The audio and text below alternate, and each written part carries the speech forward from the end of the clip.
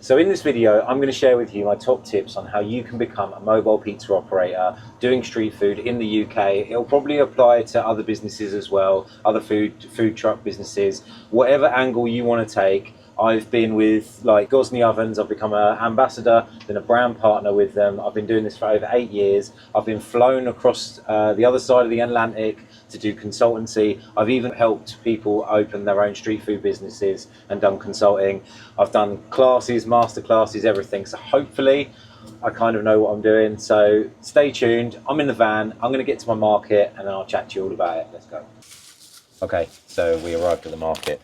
I am just getting set. I'm just cutting up my basil, just pulling the leaves off. Where do we begin? So back in 2016, I got myself a bicycle and I started my business on a food trailer. Like I say a food trailer. It was a bicycle trailer. It was like a big metal box that pulled with a bike. I've explained this many a times before. You can check it out on some of my other videos. Then I used that for about a year and a half. And then I got myself a custom built Piaggio Ape, a little 3-wheeler. I used that for 3 years, and then I had this built, and this is what we're in now. This is the Chevy. So let's go outside and let's have a look at it, and I'll show you the Chevy. So here she is. This is my 1972 Chevrolet P10 step van. Fully custom, had it shipped from the States and built into this. Now, like I said, this is my third setup. I've had this one now for over 3 years, and it serves me so well. I trade on my local market. Have a look at this day today. It's absolutely beautiful. These are some of the other stalls on the market down here. There's not many. I'm kind of in the bottom end. I'm like the last one on a Wednesday. So yeah, this is it. This is my truck. So I'm going to tell you, let's go jump inside. Back in the van. First thing, you're probably here because you know you may already know what I do. You may know my story, my thing. You may follow me, you may not. But if you're new here and this is what you want to do, and you think that you want to open up your own like pizza thing, because you know you might be like me. You basically got an oven way back when. You've kind of been bitten by the pizza bullet and gone down that rabbit hole and decided that you want to make a business out of it and you want to start selling pizza, but you don't know where to start. Because there is information out there, but it's quite hard to get it all. And, you know, I've done it, so I'm going to tell you basically where to start. So, first things first, get good at making pizza. If you're going to start selling pizza, you've got to sell a good pizza.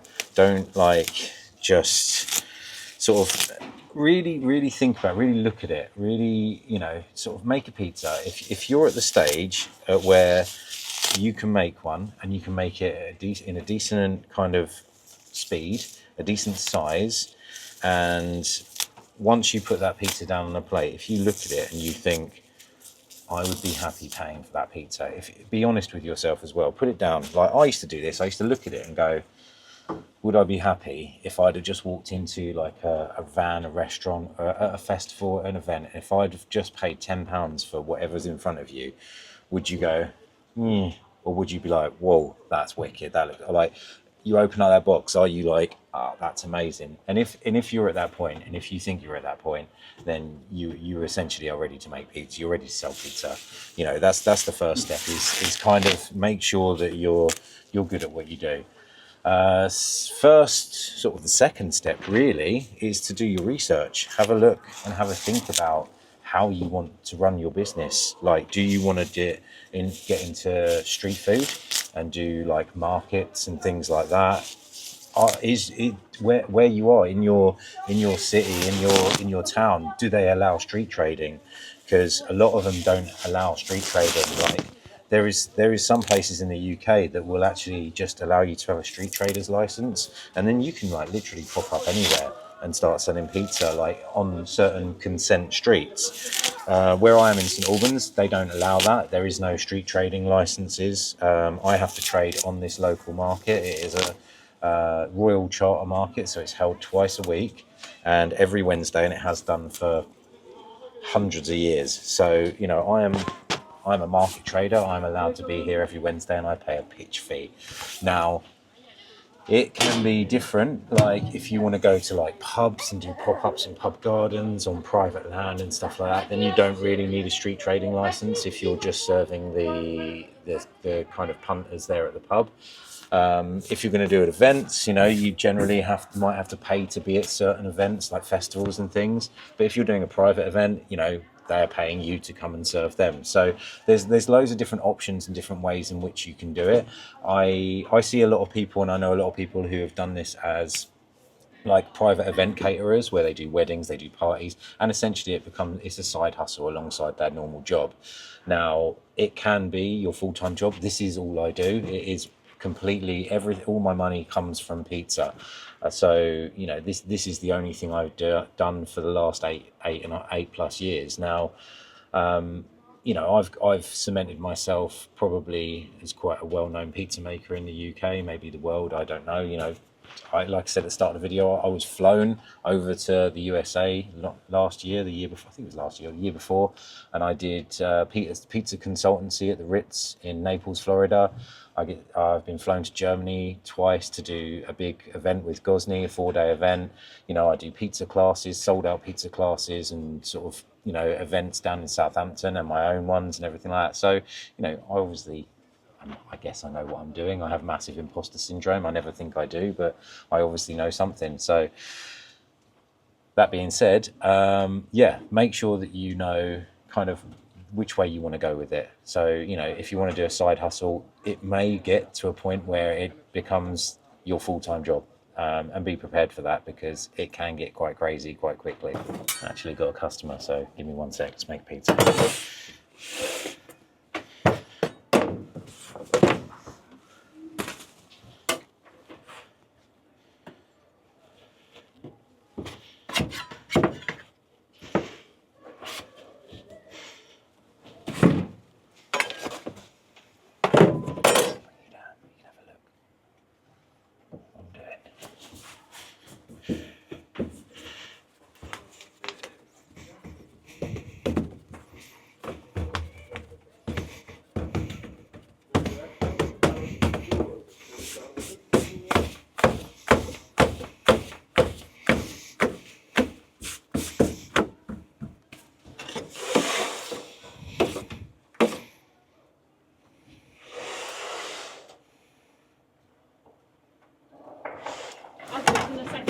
Absolutely, yeah, sure, no problem.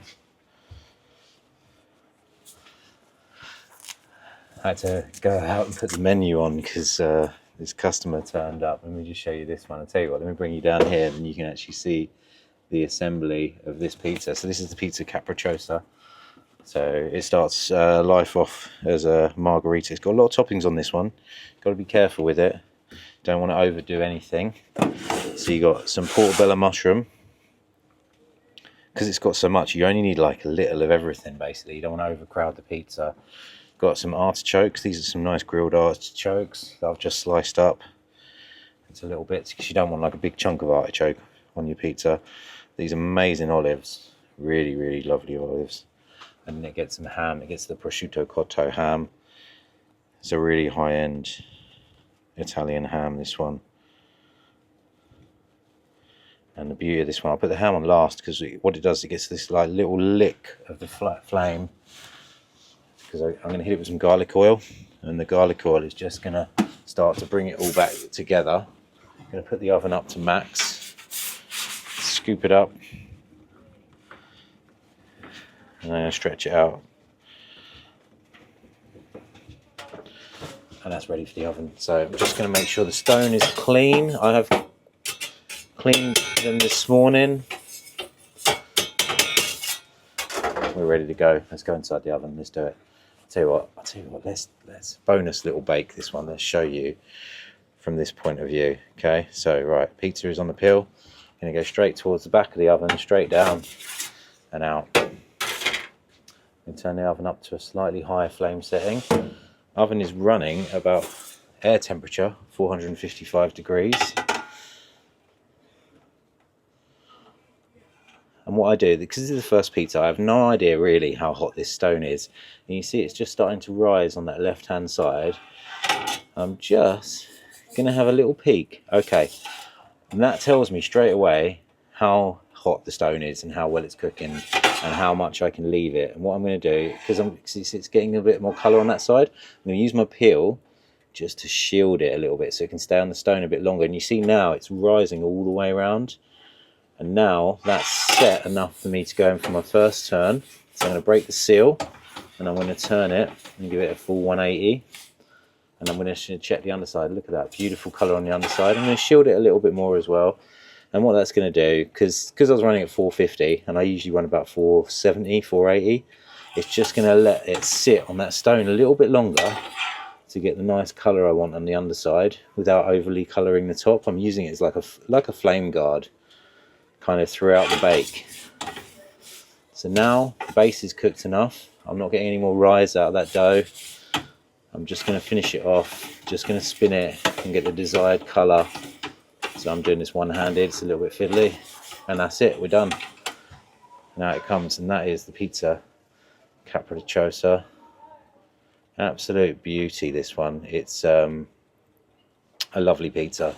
Comes off the peel, and we're going to slice this one up.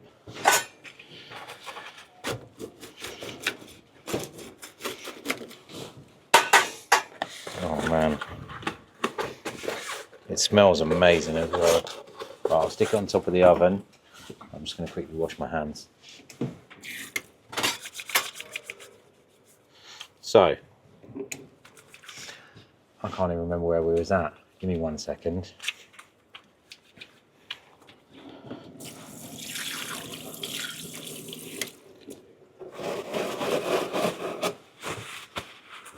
Hi, all done. Oh, that's great. Thank you very much. Thank you very much indeed. That pizza is amazing, so enjoy it. Thank you. Right, first sale, and that was 10 a.m. in the morning. Like, I get customers coming from this kind of time as well. It's she was actually waiting. She was here at about 9:55 and waiting for me to open, which is absolutely mad. So I think we were at basically on deciding on what kind of trader you want to be. If you want to be street food or weekend or like event trader or something like that, pub pop-ups, stuff like that. Basically do that. Go in your area, find out, like I said, find out if you're allowed to do street trading and stuff like that, because that's going to affect, like, don't just think, oh, I can go out and trade. You need to check with your local authority, your local council, to see if street trading is a possibility. Once you've done that, once you make good pizza, you decided you want to do it, you figured out what you want to do, you figure out your setup. Now, I always tell people it's good to start from the bottom, especially if you're going to be a street food trader and you're going to do like pubs and pop-ups and things like that, go to events, go to people's gardens, do weddings, go to wedding venues and things like that. It's always good to start with basically a gazebo or a tent.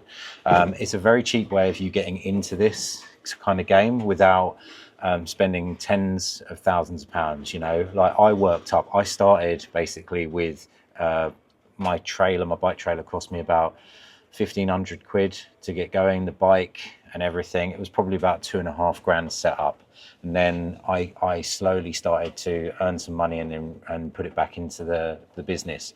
My second setup, the Ape, cost me £24,000. So I got a small loan to get that, and I put in a lot of money, and then I paid that off. And then this van actually cost £58,000 to build, so it was a big difference, but it's fully paid for. I paid for that via basically making pizza, making money, and then putting it back into the business. And now this van is fully paid for, and it's all good, and I'm earning well.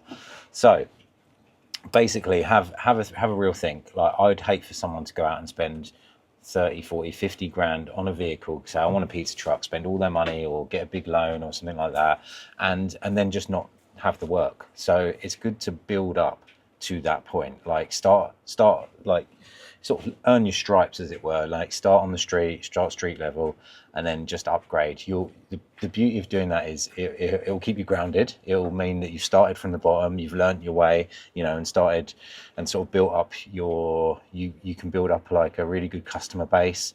Also, the beauty of having like a gazebo or a tent is you can get places where I can't. Like, I still get asked if I can go into people's gardens, the back of their garden, stuff like that with a setup. But once you were in a vehicle, once you have a van, you kind of don't want to go back to that, because like it doesn't feel, this feels too easy. Basically, it's really nice to be able to just rock up, set up, turn on the ovens, and everything has its place, right? I haven't got to like pop up the tent and the tables and stuff like that. But it's good to earn your stripes. So that's kind of like a good place to start, basically. Now, So you've thought about that. You've done your research. You figured out how you want to trade. You figured out what you want to trade from. You basically just need to think of a name as well. So get the social media handles. Social media is a massive free tool for you to use. Instagram, like TikTok, Facebook, stuff like that. Use these apps because they will bring you business. Instagram is just a portfolio of what you do. It's a free one, and it just pushes you out to a global audience as well. Facebook is good for a local audience. You'll find there'll be a lot more local people, and you can use your local Facebook pages in your town. You can speak to the admins and ask if you can sort of post about your business and share what you do. Say, hey, could I post about what I offer? And you'll get local followers who are more likely to come and buy your product as well off the back of that, which is really good. So you've done that. Think of a name. Make sure that you're not copied. Be individual, basically. Think of a name. Get out there. Find a name for your business that no one else has got. So once you've done that, basically get all the social media handles. Get them all in check so you've got them. You might as well get them even if you're not going to post, or start posting your homemade pizzas and stuff like that. Like what's coming.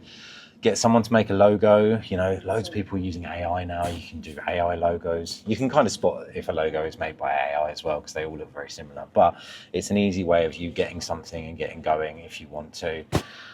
And then basically you need to register your business. So 28 days before you start trading in any food business, you need to register it with your local authority. So your local council, you need to give them a call, or you can go on their website and it will say register a food business, and you need to register that business. So that's why it's important to have a business name, because you can register it with your local authority. What that will do is that will activate a EHO, so an environmental health officer, to get in touch with you, because they are going to want to come and see where you're prepping your food and how you are doing it. And this is where stuff like Safer Food, Better Business, which is the government or UK government backed kind of scheme, SFBB it's called, for all of your food safety management system, basically. Now, there's a few options for this. You can go Safer Food, Better Business. It basically comes down to knowing how to safely serve your food, and knowing about everything sort of in the background about allergies, about sort of food safety management, basically temperature control, everything like that. And a lot of it comes down to bookkeeping. A lot of it is paperwork, being honest with you. Now, I am with a company called NCAS, which is the National Catering Association. They make it super easy. They've got this massive authority thing in the UK. So all EHOs, all environmental officers know about NCAS, and they have a thing called a digital SMS. So it's a digital safety management system. So I have that. I have it on my phone. So I used to have a folder and a record diary. I now have it all on my phone. So, it's really, people, they always forget to fill out forms and fill out paperwork and stuff like that. But it being on my phone, I'm never going to forget. So I just go to my food truck, and today, I haven't actually started it yet, but I'll just go start day on here. So I can start the day, and I can put in St Albans Market. So I'm going to start my day, right? And so I've got all my little checks on here on my phone, and I've got my opening checks, and it's basically a tick box exercise. Is all equipment in good working order? Yes. All surfaces, chopping boards and utensils cleaned and disinfected prior to use? They were. Hand wasting set up. Got hot soapy water and a hygienic method of washing your hands? Yes. Are employees fit for work? Are they wearing correct protective clothing? Yes, they are. All temperature control units working correctly and holding temperatures, as with your food safety management system? They are, because this is the other thing. You're supposed to record food temperatures in your refrigerators, so you need to have thermometers in them. Now, I have wireless ones, the wireless data loggers in my fridges at home, and I can access them on my phone, and they are recording the temperature every 30 minutes. Now, you only need to really record your temperatures twice a day, but mine are recording it every 30 minutes and sending it to the cloud. These are, what are they called? They're Inkbird wireless thermometers, and I have a little BMS, I think it's called, a little Inkbird, like it's a bit like a router type thing, and that basically connects to my Wi-Fi and it sends me the signal. So anywhere I am in the world, I can check my fridge temperatures and make sure that they're operating correctly. So I've kind of moved into the digital age and used this because, to be honest, you've always got a phone, you've always got a tablet, something like that, and it's just an easier way of doing it and not have to worry about paperwork side of things. Because for me, I was never good at paperwork and stuff like that, so I use that. Now, NCAS is a yearly membership. You do get the digital SMS with it. This isn't an advert for them. They're not paying me to do it. I've just been with them for 8 years and they've made it everything super easy. Because with that, you're going to need, like running this business, everywhere you go is going to want you to have public liability insurance. And I have a Cater Protect public liability insurance pack, which I got via NCAS, now via their like broker. Now I get a discount, not only with that, but also on my food truck insurance via them, because I've been with them. And actually the money it costs me, the 250 quid a year it costs for me to be with NCAS, has actually saved me money on my insurance, because I've done, I've looked at all different, I've done comparing with different insurers and stuff, and it's always come out better because I've got that discount because I'm with NCAS. So have a real think about it. If you're good at paperwork and you don't mind going through all your processes and everything like that, then by all means go with Safer Food, Better Business. It's free now, and they have a thing called SFBB Plus, which is like their own digital version as well. So you can use that.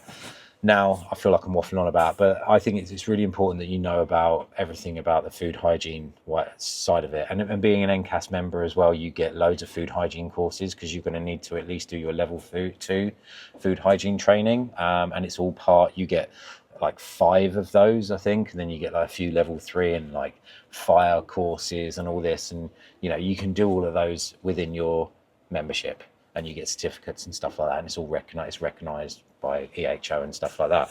So when the EHO comes to your house, they're going to want to check like where you prep your food, all of your processes, and all of your paperwork, and that is that's how you're going to get your food hygiene rating. So it's a 0 to 5. I've maintained 5 stars for 8 years. I've had about 4 or 5 checks over 8 years. It's not every year. Sometimes they leave you alone if they know they can trust you, for example. So it's very important to have that 5 stars, as far as I'm concerned. It gives the customer confidence in what you're going to do and in how you're managing your food safety.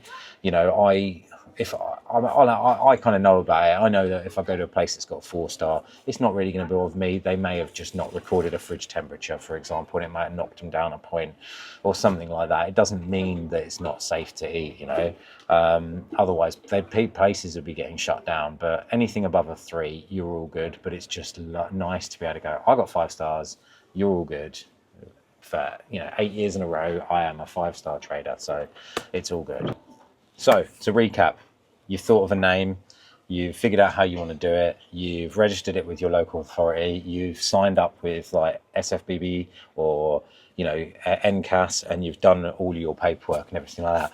What you also are going to need, if you are running a gas oven, a bit like what I've got, you're going to need to have them gas certified. So even if you're outdoors, they're all going to need to have some kind of mobile LPG certification. Now, they're not, your normal gas man can't do that. It needs to be a mobile LPG, like catering gas man. You can find out, again, I'm going to talk about NCAS, but NCAS, with your membership, you get a list of NCAS ones, like who are registered with their system, which you can go to, and you need to have that done every year. So you need to have a gas certificate.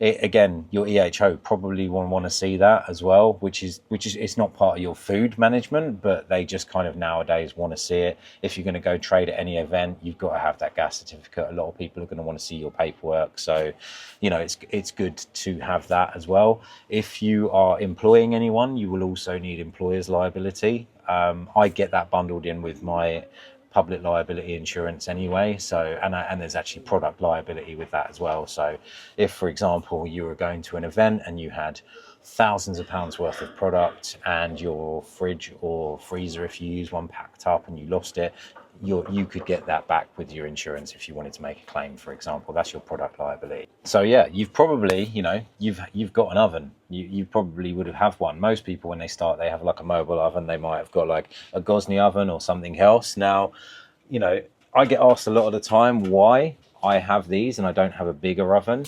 Now, the reason I mean, for one, totally honest with you, I'm a Gozney. I was an ambassador and then I became a partner. I do not pay for these ovens. I helped do some development on these ovens and a lot of the other products as well. So, they give me these, which is amazing. So that saved me like £4,000 just there. But I bought my first ovens back in the day. I didn't get given them. I bought my rock boxes, which got me going. So the reason I have these is, for one, they're lightweight. I have a video where I fit one of these myself. They weigh 58 kilos. I can lift it. It is heavy, but I fit one of these myself. They heat up fast. So I get here, I can turn them on, I can turn them to max, and within half an hour they're over 500 degrees and they're fully saturated with heat. I can arrive somewhere and be cooking really relatively within 40 minutes if I needed to. A big wood-fired oven, you're talking 300 kilos of weight and probably like an hour and a half to get it hot, being realistic, maybe an hour if, depending on what it is. And they take up more space. Like the good thing about these is they're oval shape, so they're wide, and I've got width in the van, but like I can't take up much more length. And if I had like an oven that was a meter internal or even 80 centimeters, the external of that is going to be a meter. So these are actually about 60 centimeters deep. Now, if I had one that was a 80 centimeter internal oven, the external of that would be over a meter. So the actual oven would be like here, which I just don't have that sort of extra space to give, basically. So that's why like the domes were perfect for this kind of setup. And now you've got the likes of the Gozney Arc. Like I see so many people now going from the rock box to the Arc. The Arc, as far as I'm concerned, the Gozney Arc is an absolute weapon as it comes to like mobile street food. It heats up fast again. It's got 20 millimeter stone. It's densely insulated as well. It's not quite up to the performance of the dome, but there's a reason this one weighs almost 60 kilos and the other one's like 20 to 27, depending if you've got the Arc or the Arc XL.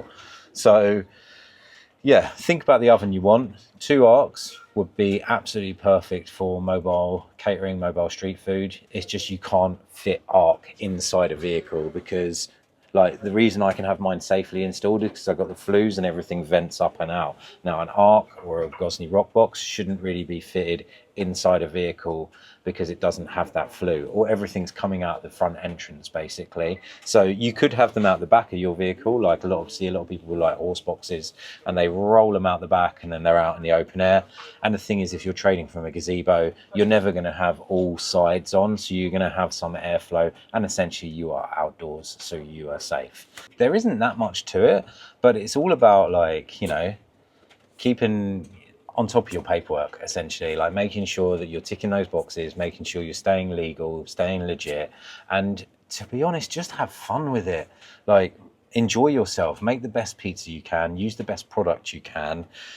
And that's the other thing, product, you're going to need to find yourself a supplier. Now, there is a few out there. I've been with one called Salvo 1968 since I started. I went to visit them at the European Pizza Pasta Show. I think it was in 2015. And I basically told them, I met one of the directors, her name's Rosa. I talked to her about what I wanted to do. And I said, look, they were about a 25-minute drive from my house. And I said, look, can I set up an account? And they usually were only business to business, but so they didn't want to do too many like home addresses. So because I was making small orders, I'd go and pick it up every week. And then I started to grow, and then they basically, because I'm within their delivery range, but they are now completely national. They can deliver pretty much anywhere in the UK. And because where I am is where in Hertfordshire, I can get deliveries from them 5 days a week. So I usually get my deliveries every Monday. Because you don't want to be going, like when you start, you could go to the likes of a supermarket to buy certain products, but stuff like your mozzarella and your tomatoes, you want to be getting them in bulk, and your flour, you need to be getting somewhere where you can rely on. And yeah, Salvo 1968, absolutely, never let me down. They have a great range of products. And, I use the cheese, I get flour from there, I get everything, I get my tomatoes and all that. So yeah, make sure that you get set up with a good supplier, speak to them, tell them what you want to do, see if you can open an account, if they're close to you, pick up, and just see when they can deliver to you. So it's important to get a good relationship going with your supplier as well.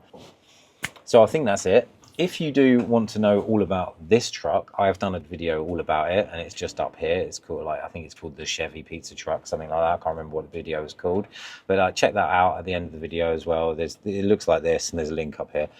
So, and if you want a absolute solid banging recipe, like my full process of what I've got here today, I've put that out there. It's going to be on the end card here, on the end screen.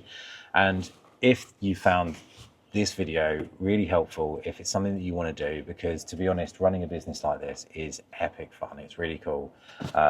Gives me a lot of enjoyment, gets me out and about. I love talking. I enjoy the banter, talking to people and stuff like that. If you found it really helpful, then do us a favor, subscribe if you're not subscribed, and stay tuned for more. So see you later. Peace.